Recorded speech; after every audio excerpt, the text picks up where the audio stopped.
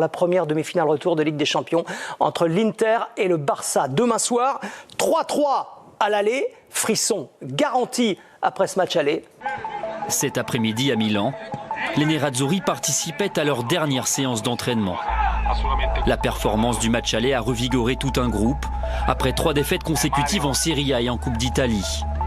Malgré la confiance retrouvée, Simone Inzaghi sait que la tâche s'annonce ardue. Dovremo fare una grande gara contro il Barcellona. Pour ce grand rendez-vous, l'Inter n'est pas sûr de pouvoir compter sur son effectif au complet.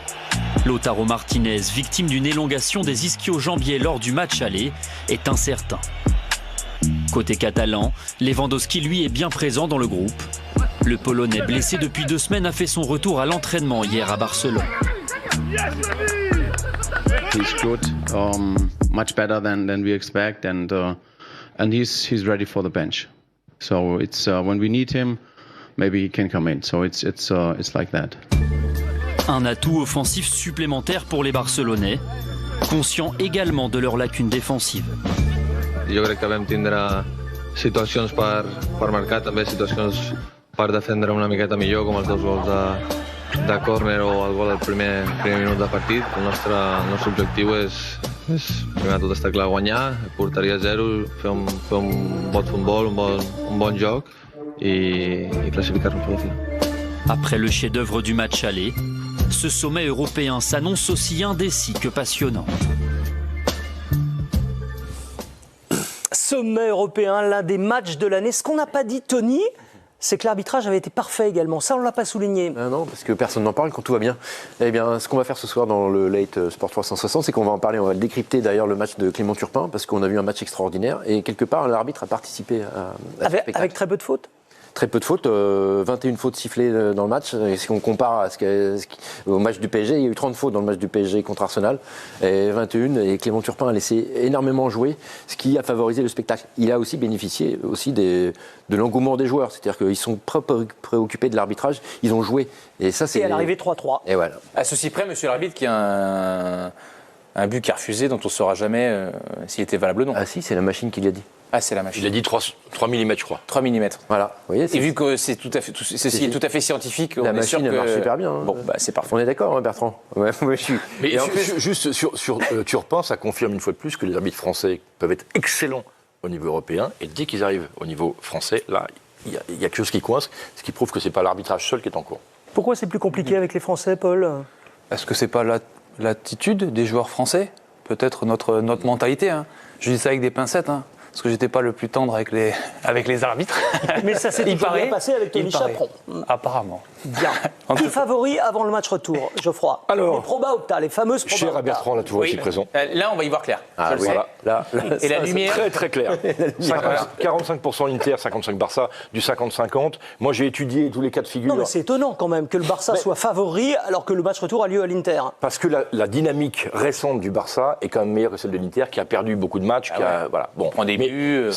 C'est évident, c'est indicatif. Si vous prenez toutes les équipes depuis la fin de la règle du but à l'extérieur qui ont fait match nul à domicile chez elles, vous avez 47% de qualification, c'est-à-dire 55 ans. Voilà. Louis Vix, vous venez d'assister à l'entraînement du Barça. Le petit plus, c'est peut-être le retour de Lewandowski. On a entendu Hansi Flick qui a dit qu'il était hâte à jouer, mais qu'il débuterait sur le banc, c'est ça ? Oui, on ne pouvait pas avoir une réponse plus claire de la part du technicien allemand concernant Robert Lewandowski demain soir. Il n'a plus joué depuis le 19 avril. Il sera évidemment à court de rythme, mais il pourrait entrer en cours de partie, ce qui changerait pas mal de choses, même si je trouve que en son absence, Ferran Torres a plutôt bien mené l'attaque du Barça aux côtés de Rafinha, qui est toujours aussi décisif, et d'un Lamine Yamal qui nous a régalé la semaine dernière. Mais ce n'est pas Geoffroy Garreté qui dira le contraire. Avec ou sans Lewandowski, même sur le banc, ça change quand même pas mal de choses. C'est l'idole de Geoffroy, tout le monde le sait. Il peut à lui seul changer le visage de Barça ? Déjà, il faut voir ses stats de la saison, puisqu'à 36 ans, il est quand même le meilleur buteur européen. Alors, je ne compte pas le Portugal, mais des grands championnats, avec ses 40 buts devant Harry Kane et Kylian Mbappé. Et puis, c'est quelqu'un qui a une science du jeu, mais extraordinaire. Même en rentrant du banc, il a un art de fixer la défense la force de l'Inter est redoutable. Et si au match aller, on a vu quand même Dumfries se balader, être presque le joueur libre de l'Inter, c'est peut-être pas totalement innocent. Donc je pense que Lewandowski peut beaucoup apporter, même en rentrant en cours de match. C'est un petit plus psychologique pour les joueurs quand on sait qu'il manque un grand joueur et qu'il est apte à jouer ou pas, où il y a tellement de stars au Barça que finalement... Non, mais c'est aussi un profil un peu atypique qu'ils n'ont pas forcément avec Ferran Torres. C'est quelqu'un qui peut fixer une défense, qui peut prendre des ballons, qui peut caler des ballons hauts, qui peut servir vraiment d'appui pour laisser les électrons libres un peu autour de lui et les servir. Donc forcément, quand on est défenseur, c'est pas le même type de profil d'attaquant. Donc en l'occurrence, il fera sûrement sa rentrée, mais ça va être un match différent, je pense, quand il va rentrer. Je dis pas qu'il est meilleur que Ferran Torres, je dis que ça sera quelque chose de différent. On attend ce match avec impatience, d'autant qu'il y aura Lamine Yamal du côté de Barcelone. Alors ses stats, à lui, au match aller, Geoffroy. Énorme, vous allez voir, c'était le roi du terrain. Déjà 6 tirs, record du match, 6 dribbles réussis, record du match, 8 duels gagnés, record du Barça. Alors que c'est un joueur évidemment offensif, 17 ballons touchés dans la surface adverse, c'est-à-dire plus que toute l'équipe de l'Inter. Il a été omniprésent. Il n'a pas été l'homme du match, mais c'est pas très grave. Bon, ça, encore une fois, c'est subjectif, mais il a été fabuleux et on l'a tous souligné. Écoutez, vous avez entendu ce qu'avait dit Simone Inzaghi sur lui après le match aller, comme quoi il n'avait jamais vu ça. Il a remis ça, mais au micro de Louis cet après-midi. Dovremmo essere bravi, insomma il Barcellona non è solo Lamine, anche se ho detto nella gara di andata che un talento così nasce ogni 50 anni perché è un grandissimo giocatore, però tutti quanti i giocatori del Barcellona come quelli dell'Inter sono giocatori forti e sarà un gran bel spettacolo. Un phénomène comme on en voit tous les 50 ans. Petit tour de table pour voir si vous êtes tous d'accord. Les stats partent d'elles-mêmes, hein. Il est incroyable, il est imprévisible, il est capable de tout. Comme on en voit tous les 50 ans. J'ai pas cet âge canonique encore, Eric. Non, mais je trouve que c'est lui faire porter une pression qui me paraît immense.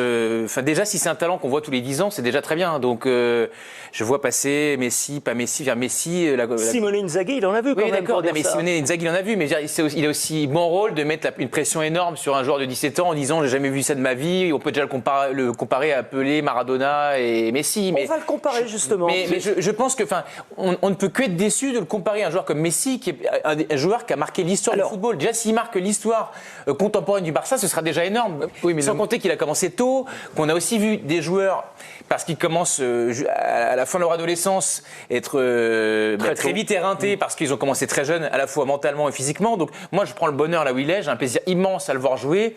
C'est un joueur qui frappe la rétine et qui marque les esprits. Les Français le savent, il nous a planté un but avec l'Espagne contre la France à l'Euro. Là, c'était une demi-finale aller, il est très bon. Voilà, Messi, c'était 50 buts par an pendant 10 ans. Est-ce qu'on peut quand même, pour rebondir sur ce que dit Bertrand, est-ce qu'on peut quand même le comparer à Messi à son âge? Non, on peut pas. C'est-à-dire 17 ans, 9 mois et 22 jours. Parce que non seulement c'est un phénomène technique, mais c'est également un phénomène de précocité. Et regarde, à son âge, Messi, qui a commencé tôt, ne comptait que 7 matchs, 0 but, 0 passe D avec le Barça.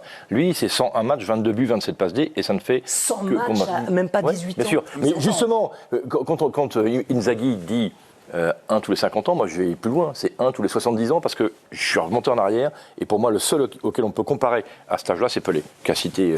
Mbappé, par exemple. Non, mais Mbappé, c'est 17 matchs à cet âge-là. Oui. 17 matchs. Mais Messi, au bout de 100 matchs, il avait marqué combien de buts?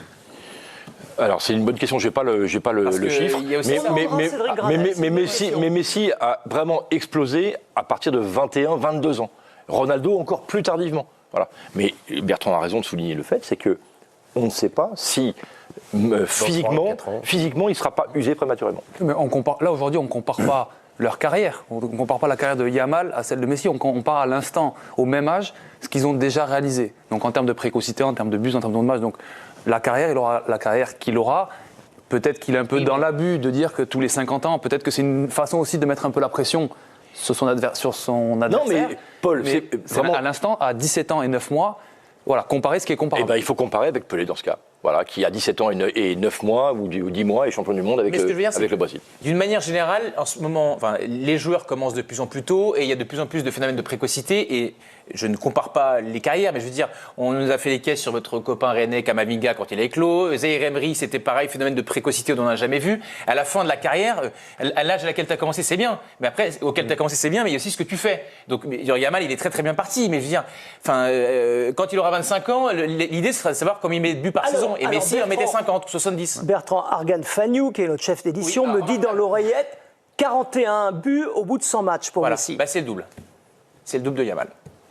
Voilà.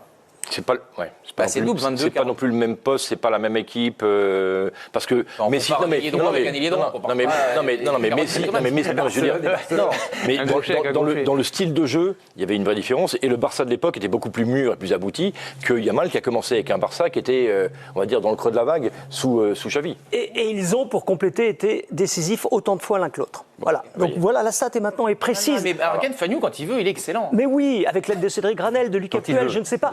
Vous avez revu justement, Paul, avec Lucas Puel, le match de Lamine Yamal à l'aller. Vous en retenez quoi? On se régale. On a envie de les revoir des dizaines de fois, ces images. Forcément, c'est un plaisir pour tout le monde. Qui est extraordinaire. Enfin, moi, c'est la soie pure qui sort de son pied gauche. Et puis, ce que j'aime bien aussi, c'est que Messi, je vais le comparer à Messi, je suis désolé, Bertrand, mais Messi, c'était vraiment pied gauche, pied gauche, pied gauche. On savait presque qu'il allait tout le temps pied gauche. On n'arrivait jamais à lui prendre le ballon. Mais par contre, on savait qu'il allait à gauche. Là, Yamal, on l'a vu. Il va à gauche, il va à droite, il se retourne, il repart. Enfin, voilà, c'est vraiment. Je ne vais pas dire qu'il est meilleur, mais voilà, il est complet. Je trouve qu'il est complet. Louis Vix, on a entendu Simone Inzaghi tout à l'heure dire qu'il y aurait un plan anti-Yamal. Ça va être quoi, ce plan anti-Yamal? Trier. Déjà, peut-être de placer Federico Di Marco sur le banc au coup d'envoi, tant celui-ci a souffert la semaine dernière et notamment en première période. On a vu que lorsque Carlos Augusto est entré, l'international brésilien, c'était un petit peu mieux dans l'attitude défensive, même si un génie reste un génie et qu'il sera évidemment difficile de le contenir. C'est toute l'équipe qui doit agir pour limiter l'influence de Lamine Yamal. Mais pour en avoir discuté après le match avec Christophe Jallet, qui était au commentaire la semaine dernière et qui le sera à nouveau demain, il nous conseillait en tant qu'ancien latéral droit de haut niveau de le prendre dès le départ des actions. On a revu les images avec Paul il y a quelques secondes et ce qui était marquant la semaine dernière depuis le stade, c'est que peut-être que les joueurs de l'Inter ont eu tellement peur qu'ils l'ont laissé un peu trop faire. Et est-ce qu'il pourrait être ballon d'or à 18 ans, ce qu'on n'a jamais vu? Bon, c'est ça. Oui, si le Barça gagne des champions, ça se jouera entre Rafinha et lui. Et je pense que vu comme il marque les esprits, ce sera lui. Il a déjà été plus proche que Rafinha, pardon, du ballon d'or. En plus. Dans l'esprit des jurés, vous avez le fait d'être dans le concert, même s'il est très jeune, aurait été l'année précédente. Alors que est-ce que le Ballon d'Or ne récompenserait pas plutôt une carrière plutôt que juste une saison? Le concept du Ballon d'Or, c'est sur la saison. Alors après, le jury peut être influencé par la carrière d'un joueur et le fait que tu tournes autour peut te permettre, si ça touche, de l'avoir. Mais le critère, c'est du début de saison jusqu'à la fin de saison. Sur le plan anti-Yamal, en fait, on pourrait couper les circuits autour de lui pour l'empêcher de donner des ballons, sauf qu'il fait tout et n'importe quoi avec le ballon, donc ça sert à rien de couper les circuits parce qu'il peut faire tout seul. Donc la stratégie pourrait être ça. Donc la seule stratégie possible, c'est de le museler lui complètement. Et est-ce qu'un arbitre surveille différemment les défenseurs quand on sait la façon de jouer de Yamal? C'est évident. Il faut se préparer tactiquement, parce que si vous oubliez qu'il y a Yamal sur le terrain, en fait, vous allez passer à côté de votre match. Parce que là, typiquement, le plan anti-Yamal, c'est j'en mets deux dessus et il ne bouge pas pendant un quart d'heure, et quitte à lui faire peur. Louis, un petit mot de l'Inter quand même, qui restait sur 3 défaites de suite avant le match aller, qui s'est régénéré avec ce 3-3. État des lieux, où en sont par exemple Benjamin Pavard, Lautaro Martinez, dites-nous tout. Hein. Alors Benjamin Pavard avait participé à une partie de la séance d'entraînement hier. Il s'est à nouveau testé aujourd'hui et il n'est pas suffisamment remis de sa blessure à la cheville contractée juste avant la demi-finale la semaine dernière. Donc l'international français a priori ne sera pas titulaire demain soir dans la défense à 3 de Simone Inzaghi. Les nouvelles concernant Lautaro Martinez. Coup de bluff ou pas, messieurs, de le voir à l'entraînement aujourd'hui, élongation des ischio-jambiers. On se rappelle de son visage marqué en pleurs carrément, l'international argentin au moment de quitter la pelouse de Montjuïc la semaine dernière. Va-t-il être en mesure de démarrer? A priori, les confrères italiens semblaient assez positifs sur la possibilité de le voir démarrer à la pointe de l'attaque avec Marcus Thuram. Merci pour ces infos, Louis. Attention à cet Inter, et là je me tourne vers le statisticien. Ah, je sais ce que vous voulez me demander comme question. Du plateau. Attention. Combien de temps? Tiens, je vais vous poser la question. Combien de temps, d'après vous, l'Inter a été mené au score cette saison en Ligue des Champions? Mené au score, ils l'ont pas été au match aller, puisque 2-0, 2-1. Paul 11 minutes. 11 minutes dit Paul Weiss. Au hasard. Au hasard. Je dirais moins d'un quart d'heure. Moins d'un quart d'heure. 21 minutes 21 minutes, Geoffroy. C'est 11 minutes, bravo à Paul Baïs qui a bien utilisé. Vous l'aviez vu quelque part Paul, si vous préparez les émissions J'ai pour révisé. venir, vous tuez le métier là. Si on bosse avant, c'est cuit quoi. Faut arrêter là. Là, c'est pas bon là. Oui, mais il y a des bons élèves. Non, mais c'est un autre. Parce qu'après, les autres, ça se voit. Si on est entre médiocres, on est bon. Voilà. Non, il faut plus le voir celui-ci. Hein. Pour préciser ce 11 minutes, c'est en fait, ils ont été menés au score 1% du temps de jeu en Ligue des Champions. Cela dit, l'équipe qui était numéro 2 avant les demi-finales, c'était Arsenal, et qui a été menée tout le match contre le PSG à l'aller. Donc, bon, voilà, c'est à prendre avec prudence. Inter Milan, Simone Inzaghi. Lamine Yamal fera l'objet d'une surveillance particulière. Avant la demi-finale retour contre le Barça, 3-3 à l'aller en Ligue des Champions, Simone Inzaghi espère que son équipe sera capable de stopper Lamine Yamal, auteur d'une prestation extraordinaire lors de la première manche. À la veille du match retour de la demi-finale de la Ligue des Champions entre l'Inter Milan et le FC Barcelone ce mardi 6 mai, le défenseur milanais Alessandro Bastoni a évoqué de nombreux sujets en conférence de presse. L'Italien se méfie notamment de Lamine Yamal, dont il n'a pas hésité à faire l'éloge. En conférence de presse ce lundi 5 mai, le défenseur de l'Inter Milan, Alessandro Bastoni, a évoqué le cas Lamine Yamal avant la demi-finale retour de la Ligue des Champions ce mardi 6 mai. Le joueur de 26 ans sait qu'il faudra redoubler d'efforts pour stopper le jeune prodige barcelonais, et même plus. En conférence de presse ce lundi 5 mai, le défenseur de l'Inter Milan, Alessandro Bastoni, a évoqué le cas Lamine Yamal avant la demi-finale retour de la Ligue des Champions ce mardi 6 mai.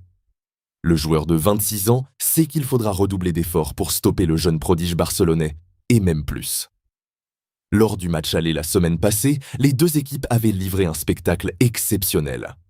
Au final, 3-3, pas de vainqueur et un suspense qui reste total. Devant un public qui poussera son équipe tout au long de la rencontre, l'Inter Milan devra tout donner pour rallier la finale de la Ligue des Champions. Pour s'imposer, il faudra aussi repousser les ardeurs offensives des Blaugrana, et notamment d'un certain Lamine Yamal. Lamine Yamal est le meilleur joueur que j'ai jamais affronté. Sa capacité à se créer des occasions est la meilleure que j'ai jamais vue. Il faut doubler, voire tripler son marquage, a-t-il notamment déclaré. Élogieux à l'égard du jeune Espagnol, Bastoni sait qu'il faudra produire un match parfait pour s'imposer. Nous devons nous donner à 100%, c'est une demi-finale de Ligue des Champions. Nous attendons ce match avec impatience, a précisé le défenseur, avant de poursuivre. Nous savons que l'enjeu est important et nous en sommes conscients. Le groupe est très enthousiaste. Tous les supporters nerazzurri attendent ce match avec impatience. Inter, Simone Inzaghi, très flou sur Lautaro Martinez et Benjamin Pavard. L'Inter Milan est à la veille d'une place en finale de Ligue des Champions. Mais rien n'est fait, car il faudra se défaire du FC Barcelone, 3-3 au match aller, et les Nerazzurri pourraient être privés de deux joueurs de taille, Lautaro Martinez et Benjamin Pavard. Présents dans le groupe collectif à l'entraînement ce lundi, les deux Milanais ne sont pas certains de pouvoir jouer. Du moins, pas 90 minutes, comme l'a précisé Simone Inzaghi, le manager de l'Inter. Nous déciderons avec les médecins pour Lautaro Martinez et Benjamin Pavard. Ils ont fait la première partie de l'entraînement et les sensations étaient assez faibles. Le Barça va nous poser beaucoup de problèmes, mais je suis convaincu que nous ferons un grand match. Cela dépendra de leur état d'esprit. Un joueur qui ne peut pas commencer, c'est difficile pour lui de vous donner un coup de main dans les 25 dernières pitures en minute. Nous prendrons une décision demain, toujours dans l'intérêt de l'Inter, a-t-il assuré en conférence de presse.